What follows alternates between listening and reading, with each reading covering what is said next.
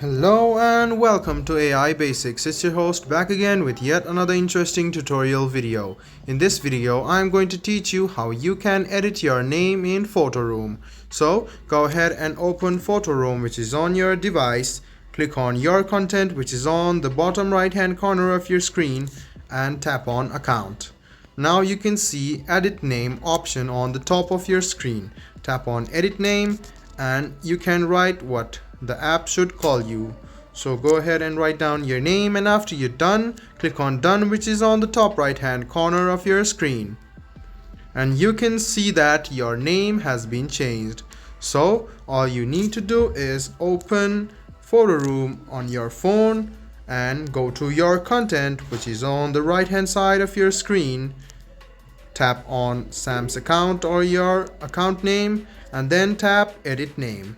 Now you can write down whatever name you want and then you can click done. After you click done, you can see that your name has been changed. This was a video on how you can edit your name in Photoroom. I hope this video was helpful for you. If you still have any kind of confusion, please do mention us on the comment section down below. Like the video, subscribe to the channel and do hit the bell button for more. Hope to see you in the next video as well. Until then, goodbye, take care and make sure you enjoy.